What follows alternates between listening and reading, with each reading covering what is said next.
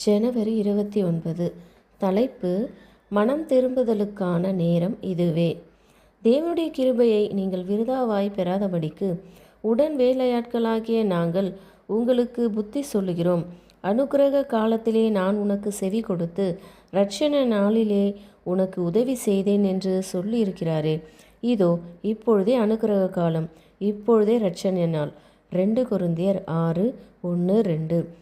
சகோதரர், அவர்களே இம்மையிலும் மறுமையிலும் மன்னிப்பு பெற முடியாத பாவத்தை நீங்கள் செய்திருக்கிறீர்களா என்று கேட்கிறார்கள். இதற்கான என் பதில் என்னவென்றால், இது உண்மை என்பதற்கான எந்த ஒரு சிறு ஆதாரத்தையும் நான் பார்க்கவில்லை. எது பரிசுத்த ஆவிக்கு விரோதமான பாவமாக கருதப்படுகிறது? பரிசுத்த ஆவியின் கிரியையை சாத்தானுடையது என்று மனப்பூர்வமாக கூறுவதே அப்பாவமாகும். உதாரணத்துக்கு, ஒரு நபர் தேவ ஆவியானவருடைய விசேஷித்த கிரியைக்கான சாட்சி என்று வைத்துக்கொள்வோம். அந்த கிரியை வேத வாக்கியங்களுக்கு இசைவாக இருக்கிறது என்பதற்கான திருப்திகரமான ஆதாரத்தையும் அவர் வைத்திருக்கிறார். ஆவியானவரும் அவருடைய சிந்தையுடன் கூட அது தேவனால் உண்டானது என்று சாட்சி கொடுக்கிறார். பிற்பாடு எப்படியோ அவர் சோதனையில் விழுகிறார். பெருமை, தன்னிறைவு அல்லது வேறு சில தீய குணங்கள் அவரை கட்டுப்படுத்துகின்றன.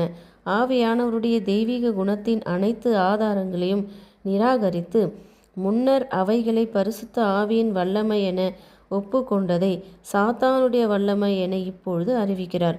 தேவன் தமது ஆவியின் வழியாகத்தான் மனித இருதயத்தின் மீது கிரியை செய்கிறார்.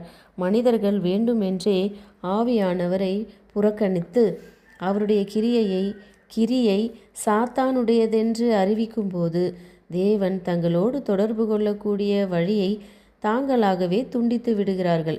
தேவன் அவர்களுக்கு கொடுக்க பிரியப்படும் ஆதாரத்தை மறுதலிப்பதன் மூலம் தங்கள் இருதயங்களில் பிரகாசித்து கொண்டிருந்த வெளிச்சத்தை அணைத்து அதன் விளைவாக இருளில் விடப்படுகிறார்கள்.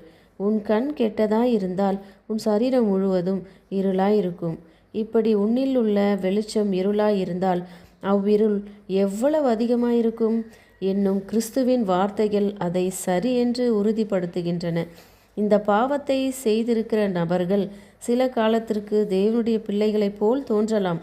ஆனால் குணத்தை உருவாக்குவதற்கும் அவர்களது ஆவி எப்படிப்பட்டது என்பதை காட்டுவதற்குமான சூழ்நிலைகள் எழும்பும்போது அவர்கள் சத்ருவின் களத்தில் அவனுடைய கருங்கொடியின் கீழ் நின்று கொண்டிருப்பது அறியப்படும். என் சகோதரனே, ஆவியானவர் இன்று உங்களை அழைக்கிறார். உங்கள் முழு இருதயத்தோடும் இயேசுவிடம் வாருங்கள். உங்கள் பாவங்களுக்காக மனம் வருந்தி அவைகளை தேவனிடம் அறிக்கை செய்து எல்லா அக்கிரமங்களையும் விட்டுவிடுங்கள். அப்பொழுது நீங்கள் அவருடைய வாக்குத்தத்தங்கள் அனைத்தையும் உங்களுக்கே உரிதாக்கி கொள்ளலாம். என்னை நோக்கி பாருங்கள், அப்பொழுது இரட்சிக்கப்படுவீர்கள் என்பதே அவருடைய கிருபையுள்ள அழைப்பாகும். ஆமேன்.